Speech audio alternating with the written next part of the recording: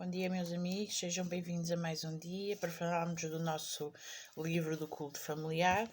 E como eu tinha falado ontem, hoje íamos falar dos 3 aspectos ou das 3 dúvidas que foram implementadas na Eva.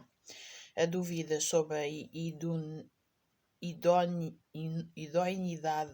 moral de Deus, as dúvidas sobre a liberdade humana perante a autoridade de Deus e as dúvidas a respeito do amor de Deus.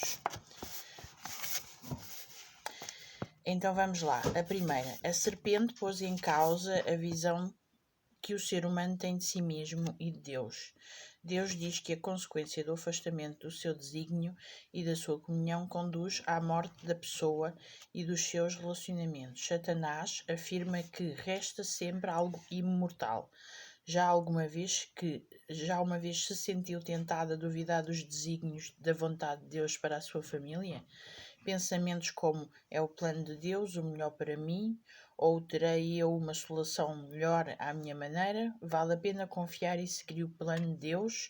No âmago desta dúvida está a semente da tentação de relativizar os conceitos divinos. Tudo é relativo, nada é absoluto. A relação com Deus e o desígnio passam a ser noções relativas e objetivas. Sereis como Deus. Lá está. Nós por vezes temos o problema de pensarmos: será que é o melhor para mim? Será que Deus está a fazer aquilo que é importante na minha vida? Nós duvidamos de Deus. Sabendo nós, na nossa mente e sabendo no nosso coração que Deus sabe tudo sobre nós, por vezes é semeada a dúvida no nosso coração e na nossa cabeça, e nós acabamos por duvidar de Deus, não sei se consciente ou inconsciente. Por vezes até pode ser inconsciente. Porquê? Porque temos o pecado em cima de nós e achamos que temos direito a duvidar, quando não temos esse direito, porque Deus faz tudo consoante nós necessitamos. E depois não nos esqueçamos que o tempo de Deus não é o nosso. E nós, quando não é feito no momento que nós precisamos ou que nós queremos, porque por vezes não precisamos, nós é que achamos que precisamos, nós dizemos logo: Deus não está ali, Deus não esteve a ouvir, Deus não deve estar a abençoar outra pessoa, Deus não toma conta de mim. Nós depois fazemos logo um imbróglio de coisas juntas. A segunda, dúvidas sobre a liberdade humana perante a autoridade de Deus, porque Deus sabe que no dia em que dele comerdes e se abrirão os vossos olhos e sereis como Deus, sabendo o bem e o mal. Muitos são aqueles que se debatem com os conceitos da liberdade individual na vida familiar, social e na relação com Deus. Poderei ser livre dependendo da obediência de Deus. A obediência não porá fim à liberdade. Que direito tem Deus de exercer autoridade moral sobre a minha vida e o tipo de relacionamento que me ligam aos outros? Poderei ser livre acreditando em Deus. Vamos parar aqui. Satanás não te dá o livre-arbítrio de escolher. Ele vai à tua vida e ele estraga a tua vida, ele estraga os teus planos em relação à tua família, ao teu casamento, aos teus filhos. Deus não. Deus dá-te o livre-arbítrio de escolher se queres o bem ou o mal. Não há cá o mais ou menos. Ou estás do lado de Deus ou estás do lado de Satanás. Se não estás do lado de Deus, só podes estar de Satanás e vice-versa. Muitas mais vezes a gente estará do lado de Satanás porque a gente não quer fazer as coisas que Deus diz. Nós não queremos cumprir os mandamentos, nós não queremos ir à igreja, nós não queremos dar dízimo, nós não queremos dar ofertas, nós não queremos ajudar o próximo. Então, se não fizermos todas essas coisas, não estamos a fazer aquilo que Deus quer que nós façamos. Ou seja, foi um legado que Jesus nos passou quando esteve cá na Terra. Nós temos que continuar a fazer aquilo que Jesus fez aqui na Terra. Se nós não formos missionários, se não ajudarmos o próximo, se não fizermos as coisas normais que temos para fazer no dia a dia como Jesus fez, então o que é que andamos aqui a fazer? E o que é que eu posso dizer que sou de Jesus? Não sou de Jesus, porque eu não estou a fazer aquilo que Jesus diz, que Jesus fez. Estas questões são fundamentais para posicionar cada crente e cada família de crentes perante Deus e os outros, através da sedução da serpente.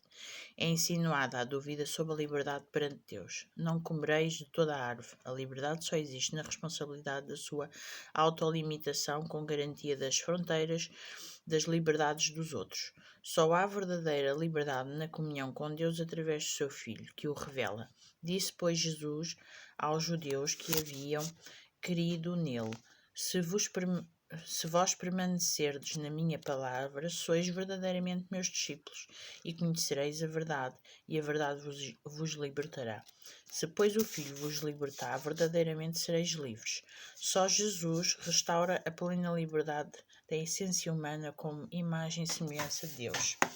Eu conheço algumas pessoas que, por vezes, falo com elas e Catarina, isso dá tanto trabalho. E qual trabalho? Não dá trabalho nenhum ser de Jesus.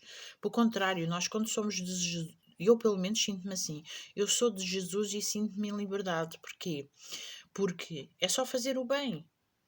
Claro que uma pessoa, imaginem, não são de Jesus, mas se vocês baterem numa pessoa, sabem perfeitamente que isso é mau, não é bom. Porquê? Porque as normas que Deus deixou na Terra é que estão a ser feitas. Não é o que o Estado, ou que aquele pôs, ou o Presidente, ou o Primeiro-Ministro. Não. Deus deixou normas na Igreja, na Terra. E todos os 10 mandamentos continuam a estar... ou seja, os 10 mandamentos são o caminho que nós temos que seguir. Ok, temos o decreto não sei do que da lei, temos que fazer isto, isto e isto, mas se nós formos ver, é exatamente os 10 mandamentos.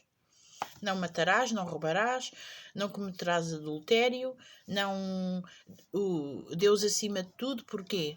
Porque nós nos esquecemos e hoje apetece-me comprar uma roupa nova, hoje não vou trabalhar porque vou ao cinema, hoje vou às compras porque tenho que comprar uns sapatos novos, e estamos a pôr tudo à frente de Deus, quando Deus devia ser o primeiro em tudo e não só. Se nós pusermos Deus acima de tudo, todas essas coisas que nós precisamos aparecem. Nós vamos ficar por aqui porque ainda temos muito testemunho, mas eu só quero dizer uma coisa.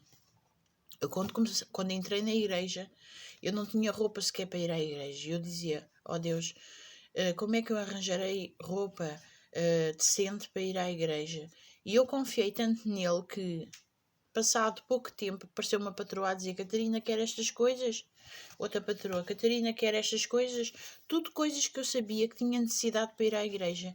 E eu agradecia sempre a Deus. Ainda hoje me aparecem coisas, né, de patroas que me dão, ou de amigos, que eu digo: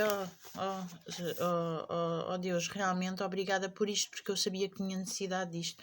Se nós confiarmos mesmo em Deus, deixamos que Ele faça a parte dele, nós façamos a nossa e deixamos Ele atuar, e vão ver como é possível que Deus defina a nossa vida da maneira mais simples, não é nada complicado, da maneira mais simples e da maneira certa, fazendo o bem. Ficamos por aqui, meus amigos, não quero vos transtornar muito, quero que vocês compreendam o que eu estou a dizer. Amanhã continuamos a falar disto. São coisas muito importantes que eu tenho intenções de vos dizer claramente. Estes livros eu tenho aprendido muito com eles e gostava muito que vocês também aprendam com este livro. Espero que tenham um dia muito abençoado na presença do Senhor. Amém.